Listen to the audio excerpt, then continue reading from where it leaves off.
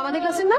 হ্যাঁ, ক্যান্টিনে একজন ফ্রি ফুড দিয়ে গেল, ক্লাসে এসে দুজন নোট ফটোকপি করে দিয়ে গেল, আর ও তো এদিকে ফিরেও তাকাচ্ছে। আমার মেয়েদের মতো না, 3-4 দিন ক্লাস করে যা মনে হচ্ছে ওর দ্বারা এইসব সম্ভব না। ডিফারেন্ট।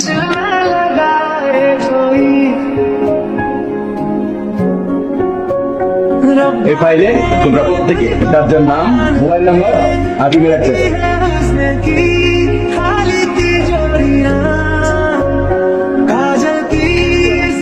কলকে দিব? কল দিয়ে কি বলবো? এত কিছু ভেবে কিছুই হবে না। কল দিব।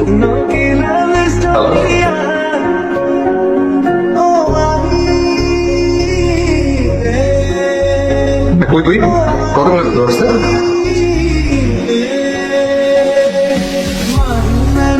হ্যালো, হ্যালো, আমি কে বলছেন?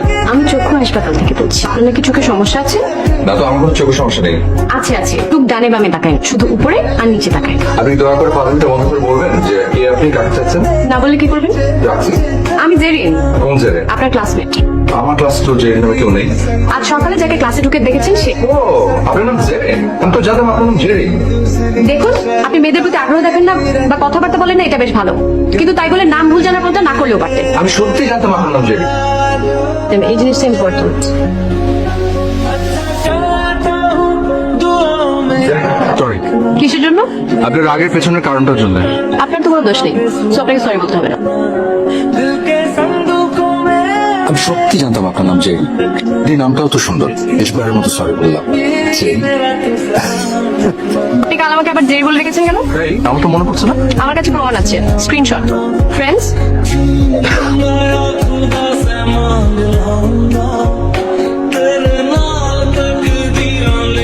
কাল তো ভ্যালেন্টাইন্স ডে। টিভিতে নাটক দেখবো। আমি চাই কেউ একজন আমাকে প্রপোজ করুক, বললো তো ভার্সিটির বড় ভাই। কিন্তু আমি চাই আমার যাকে ভালো লাগে সে আমাকে প্রপোজ করুক। আচ্ছা, আমার মোবাইলের চার্জ শেষ হয়ে গেছে, ভোর পর ফোন দিই। তোমার বাবা ঘুমিয়েছে? বাবা 10টায় ঘুমিয়ে পড়ে। ফোন দিয়েছো কেন? তোরা দেখছো কেন? আমার সাথে কল দেয়নি। বিপদ তোমার বাসার সামনে ভার্সিটির বড় ভাই চলে এসছে। আশার সামনে চলে এসছে, আজ আমি ওকে মেরেই ফেলবো।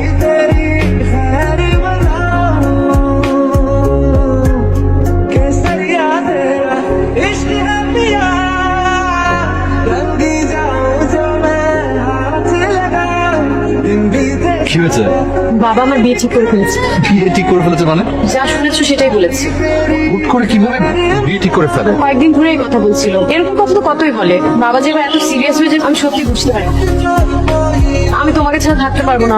আমি তোরা যা বলেছিস আমি সব শুনেছি, কিন্তু এই ব্যাপারটা এক ফোঁটা ছাড় দেবো না আমি। 3 দিন পর ওরা আসবে। কিছু একটা করো, আমি পারবো না তোমাকে ছাড়া থাকতে। কেঁদো না তুমি। আমি তোমার বাবার কাছে যাবো। কি বলবে তুমি? কি করবে? আমি কি বলবো কি করবো জানি না। আমার ভালোবাসা চাইতে যাবো। ওয়ালাইকুম সালাম। কে দিব রে? ক্লাসমেট। আমার কিছু কথা ছিল, কথাগুলো আসলে আপনার সাথে। গ্রামের জেন শুধু বন্ধু না, আমরা দুজনকে।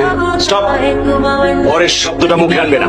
প্লিজ বিয়েটা বন্ধ করুন। আমরা দুজনই খুব কষ্টে থাকবো। পাল্টা জীবন, শুধু 3টা বছর সময় দিন আমাকে। দেখো ছেলে, 3টি বছর কেন, আমি তোমাকে 3 মাসও সময় দেবো না। কারণ আমি যে ধরনের পাত্র খুঁজছিলাম সে ধরনের পাত্রই খুঁজে পেয়েছি। ছেলে পাইলট, ছেলে হিসেবে কারো 3 লক্ষ টাকা বেতন পায়। তুমি তো এখন সেকেন্ড ইয়ারে পড়ছো, পড়াশোনা শেষ করতে তোমার আরো 3 বছর লাগবে। তারপর 1 বছর চাকরি খুঁজবে, 20,000 টাকা বেতন। নিজে পারো।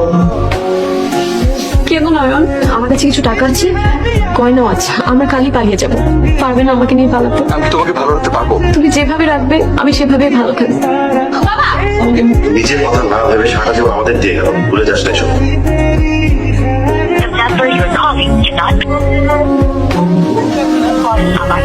জেনকে দেখেছো? ওকে ফোনে না পেয়ে ওর বাসায় গেছিলাম, কাল বাসায় ছিল না। তুমি কিছু জানলে আমাকে জানিও। তুমি এখানে কেন?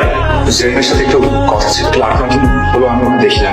আমি শুধু একবার থেকে চলে যাবো। এর বিয়ে হয়ে গেছে, যে এখন শ্বশুরবাড়ি। হ্যাঁ জানতাম, জেন তোমাকে জানাতে নিষেধ করেছিল। তুমি জেরিনের শ্বশুরের ঠিকানাটা আমাকে দিতে পারবে? আমি ওকে অনেকদিন দেখি না, দূর থেকে শুধু একটু দেখে চলে আসবো। আমি তো ওকে হারিয়ে ফেলেছি।